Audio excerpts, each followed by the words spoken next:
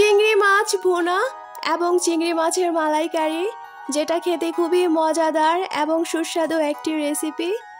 আসসালামু আলাইকুম everyone, welcome back to my channel. This is Mukta daily blog থেকে। কেমন আছেন সবাই? আশা করি ভালো আছেন। আলহামদুলিল্লাহ, আমিও খুব ভালো আছি। আজকে আমি আপনাদের সাথে শেয়ার করব সচরাচর যেভাবে আমি ঘরোয়া পদ্ধতিতে চিংড়ি মাছ ভুনা করি তার একটি রেসিপি। ভিডিওটি শুরু করার প্রথমে সবার কাছে রিকোয়েস্ট রইল প্রথমে ছোট্ট একটি লাইক দিয়ে ভিডিওটি কন্টিনিউ করার জন্য।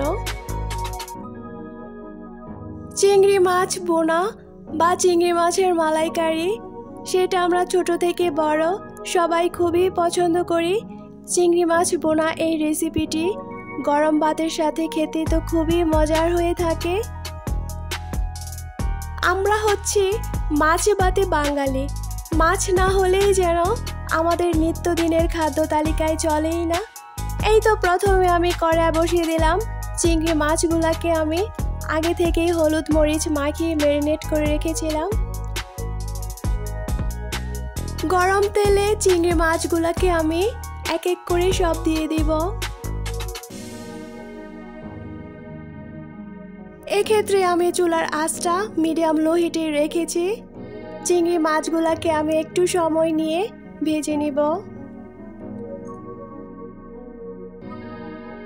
ভিডিওর এ পর্যায়ে এসে ছোট্ট একটি রিকোয়েস্ট থাকবে, চ্যানেলটি সাবস্ক্রাইব করে পাশে থাকার জন্য। চিংড়ি মাছগুলোকে আমি এক পাশ ভাজা হয়ে গেলে অপর পাশ উল্টিয়ে দিব। চিংড়ি মাছগুলা খুব সুন্দরভাবে ভাজা হয়ে গিয়েছে। আর এই চিংড়ি মাছ ভুনাটা খুবই অল্প সময় এবং ঝটপট তৈরি করে নেওয়া যায় খুব সহজেই। সচরাচর আমি বাড়িতে যেভাবে রান্না বান্না করে থাকি তাই আমি আপনাদের সবার মাঝে তুলে ধরার চেষ্টা করি। চিংড়ি মাছ ভেজে নেওয়ার পর এখন কড়াইয়ে পেঁয়াজ কুচি এবং কাঁচামরিচ দিয়ে ভেজে নিব। তার সাথে 1 চা চামচ হলুদ গুঁড়ো এবং 2 চা চামচ মরিচ গুঁড়ো দিয়ে দিব। ঝালের পরিমাণটা আপনারা পছন্দ মতন কমিয়ে বা বাড়িয়ে দিতে পারেন। আমি মিডিয়াম রেখেছি কারণ আমার ছোট বাবা তেমন ঝাল খেতে পারে না। পরিমাণ মতন পানি দিয়ে এখন মশলা একটু কষিয়ে নেব। যে কোনো রান্না এবং মাছ বোনার ক্ষেত্রে মশলা একটু ভালোভাবে কষিয়ে নিলে আমার মনে হয় সেই রান্নাটা খেতে খুবই মজার হয়ে থাকে। একটু সময় নিয়ে মশলাটা কষিয়ে নিলাম। এই তো আমার মশলা কষানো হয়ে গিয়েছে। তেলটা খুব সুন্দরভাবে উপরে ভেসে উঠেছে।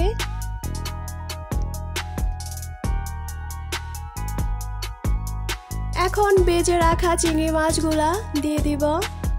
চিংড়ি মাছগুলোর সাথে পেঁয়াজগুলা খুব সুন্দরভাবে মিশিয়ে নিব।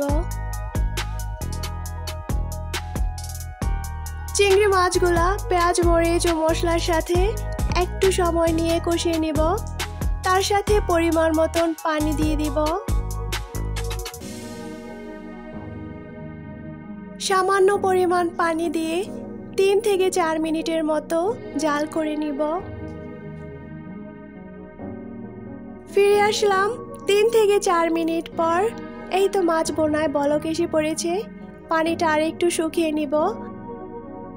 খুবই অল্প সময় এবং ঝটপট রান্না হয়ে গেল খুবই মজাদার এবং দারুণ স্বাদের চিংড়ি মাছ ভুনা। আজকে আমার চিংড়ি মাছ ভুনা সবার কাছে কেমন লেগেছে অবশ্যই কমেন্ট করে জানাবেন। এবং যারা নতুন আমার ভিডিওটি দেখতেছেন অবশ্যই চ্যানেলটি সাবস্ক্রাইব করে পাশে থাকা বেল আইকনটি প্রেস করে রাখবেন, যাতে করে আমি নিত্য নতুন কোনো ভিডিও দেওয়ার সাথে সাথেই নোটিফিকেশন আপনাদের কাছে পৌঁছে যায়। আজকে এ পর্যন্তই। দেখা হবে নিত্য নতুন কোনো এক রেসিপি নিয়ে বা কোনো ভিডিও নিয়ে। সেই পর্যন্ত আমার সাথেই থাকার অনুরোধ রইল সবাইকে। সবাই ভালো থাকুন, সুস্থ থাকুন। সবার জন্য অনেক অনেক ভালোবাসা রইল। আসসালামু আলাইকুম। Thanks for watching.